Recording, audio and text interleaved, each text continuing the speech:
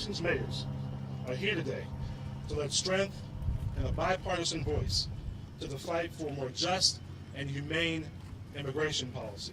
These are cities. Cities can't be gerrymandered. We have mayors, unless you know us individually, you don't know the parties that we represent. We represent America. We represent our cities. We represent American values. We're a country of immigrants. That is what made us strong and what makes us special. And it's something we shouldn't run from, we shouldn't hide from. It's not a partisan issue, it's a humanitarian issue. Every day we as mayors are working to build cities that are inclusive, cities that are diverse, cities that provide opportunities, but not just for our citizens, but for those who will come seeking shelter, seeking asylum. Mayors have done and are doing right now what we've done so many times in our nation's past. We're demanding change and we're leading it. And while we want things like secure borders and we want to have clear laws, it is time for us to find our heart again. So you're looking at some bipartisanship right now. You're looking at some purpose. We came here to tell the American people there is that hope. When we turn our back on basic humanity, and when we skirt the rule of law and start pursuing things like indefinite detention, we don't solve problems. We don't make our communities safer, more secure. We do the opposite. I will say to you, as a former federal prosecutor who prosecuted a range of crimes at a border, who went against Mexican drug cartels, who did immigration cases, nothing we are doing today makes our country any safer. And instead, it degrades the moral conscience of our country. This country is better than this.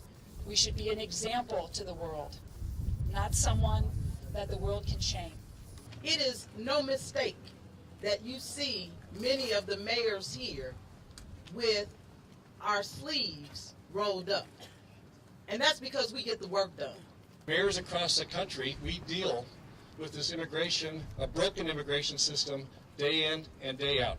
And we are here today to bring the stories from small towns like mine and the big cities. Main Street America is saying enough is enough. Every day in Santa Fe, we have children terrorized and traumatized by unwarranted ICE raids.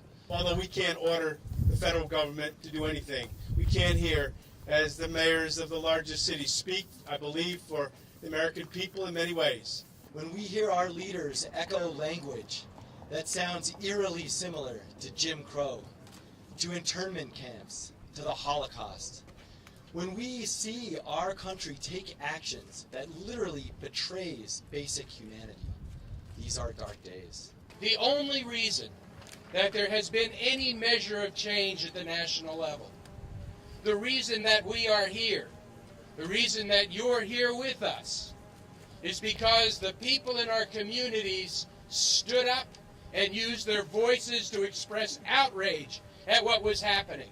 When we see things that are happening in our country that we think are wrong, that are immoral, and that are unjust, it is individuals standing up and joining their voices together to make a collective voice that has power and strength.